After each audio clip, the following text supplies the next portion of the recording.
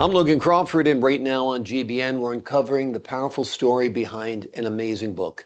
It is called Blood and Gold, Athletes, Tragedies, and Dynamism to Peace. It is written by a terrific author. Her name is Christie Sikora. The book is set against the haunting backdrop of the 1972 Munich Olympics. This groundbreaking book unearths silenced truths, systemic injustices, and the forgotten voices of athletes whose dreams were shattered by violence.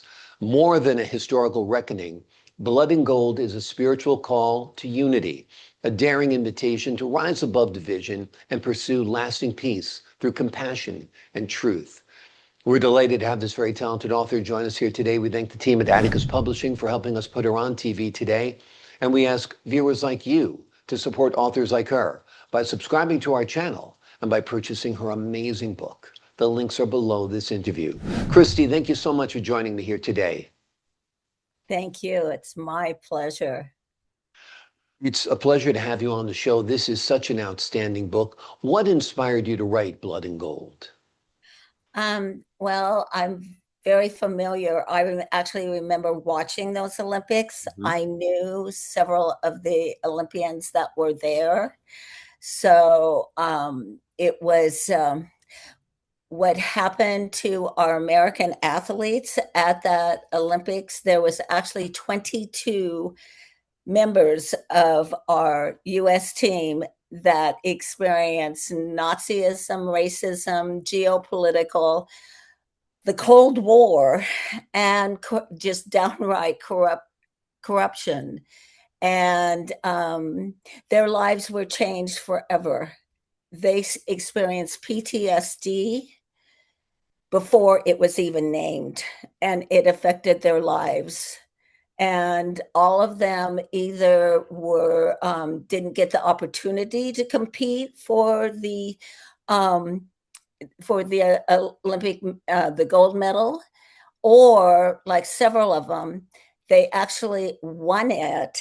It was either taken away, or the basketball team lost it, and there was 12 members of them. And actually that is one of the stories that some, especially people who in the sports industry, remember. Talk to us a little bit about the research you did and how you uncovered the stories of some of the forgotten athletes. Well, I uncovered them just because partly I knew them, and I knew I'd followed the Olympics um, since the actually 60s. I followed them. But also, my book is also the story of a story that has never been told in the United States, of the Palestinians and their truth. And so I combined the two because they both have equal weight. And actually, my books, what it is actually my goal is peace on earth. Well, that's an important goal. Unfortunately, right now, it seems like we're far from it between the violence in the Middle East, the violence in Europe, and even the violence on our own home front that explodes every day in the form of crime. Um, Give the folks at home a little bit of an overview. What will they find when they crack the covers? Well, they will find another perspective that has never been. My book is being referred to as a unicorn because one has like it has never been written in the United States. The truths that they will discover will shock them, because what is being told in there is a totally different perspective on what's been going on in the Middle East for the last 77 years. And so they will see the one of the other reasons that I wrote the book was the fact that I met a man in 1974 that his name was Eddie Azuni, who became like a second father to me. And he was a Palestinian Christian. And his family had a huge, beautiful estate. Their family had been on there for generations.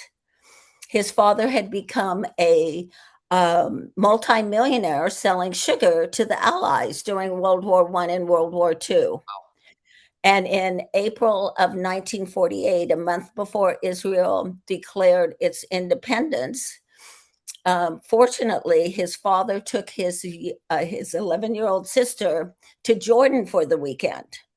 And over that weekend, Eddie on Saturday night heard some noises down on the street. And his house, his mansion, was actually in an area that was controlled by the American government. And so when he went downstairs, he saw the Israel army changing the line of demarcation. So his entire estate was now under Israel control.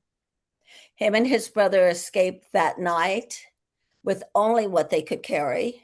His brother was caught, tortured, and put into a refugee camp. Eddie fortunately made it to the United States. Of course, like all Palestinians that have left either forcefully or otherwise, mainly forcefully, they lost everything, their business, their home, their land, and were never allowed to come back. And that is those two stories of the friends I had at the Olympics, as well as that story. It took me 50 years. I carried it in my heart and soul for 50 years. And then I got the opportunity to write it. And now I get to share it with the world. Well, we're glad you did because it's important that the truth comes out. Let me ask you this. Why do you think so many truths from this era were either silenced or distorted? Because our government has a vested interest, Mm. and our government has prevented any information as far as the other side. Journalistic codes actually state, and you must know this, that when you observe or an incident happens, you interview all the people that saw it, and every person, if you have people standing on corners, depending on their mindset, how old they are, their the way they're raised, what their biological history is, they're all going to see something different.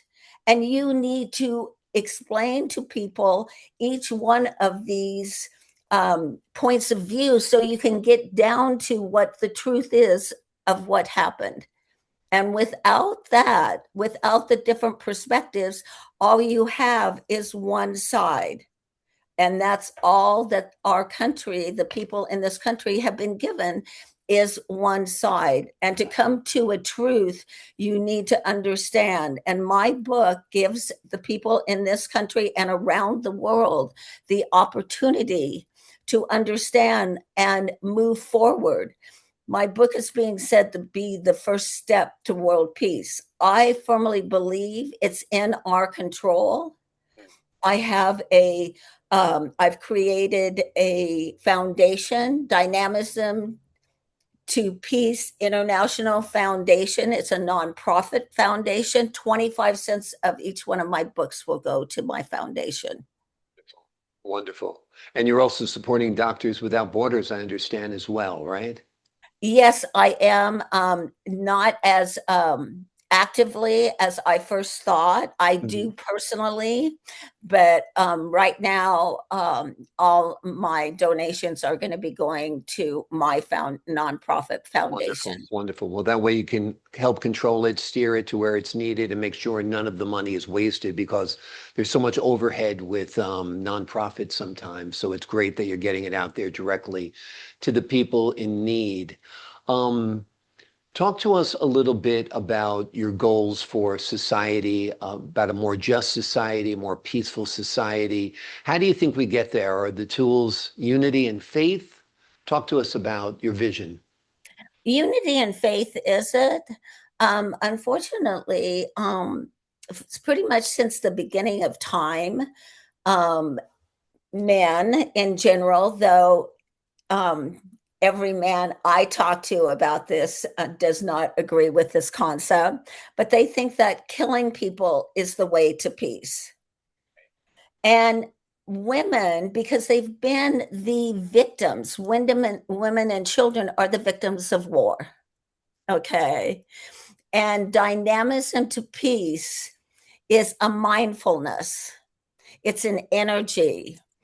It is a meditation to achieve a state of dynamic peace where inner tranquility is maintained while engaging with the outside world. It is something that we need to do on every single day. When you wake up in the morning, gratitude and creating peace within yourself. That's how we will create peace around the world. Yeah. Women have, like I said, a different idea of how to achieve it.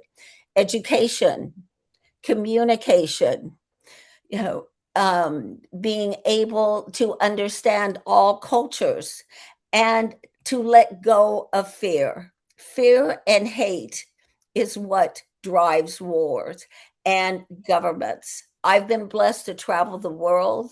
The first time I was 19, I went through 9 Western European and 5 communist countries, and I wouldn't be sitting here talking to you if I'd not had that experience. I saw people, it was only 20 years after World War II. I saw the effect of war on people, on the countries. I was in Cold War countries, and what I observed is every person I personally met were absolutely wonderful. It is not the people in a Absolutely. country that create war, it's our governments. Yeah. So the people around the world need to start making our governments listen to us Yeah. because we are the ones that suffer from war Exactly. and Exactly. there's no need for them. Exactly. Exactly. The politicians, the governments, our so-called leaders profit from it, Yes. get power and control from it, and we're the ones that live through it, suffer it, and die because of it. And not their sons and daughters are dying either. You know, the rich Yes. and the powerful and the political leaders, their kids aren't dying in these conflicts. It's the average US citizen or the average person around the world who are dying in these conflicts, and it's awful, and you're spot on with that. If readers take away one powerful truth from Blood and Gold, what do you hope it would be? That we, each individual, has a choice. Every person has a choice. Life is a choice. Everything that happens in life is meant to happen. It's not what happens to you that defines you as a person, it is how you respond to it. Our minds, if every person started thinking, let go of fear, starting thinking in just the thought that peace is possible. It's interesting when I say that my book is going to create world peace, men respond with, I hope so. Well, if hope created peace, we would have had peace thousands of years ago. It doesn't. It takes action. It takes heart and soul and courage. And I want people in the world, around the world, to know that each one of them have that.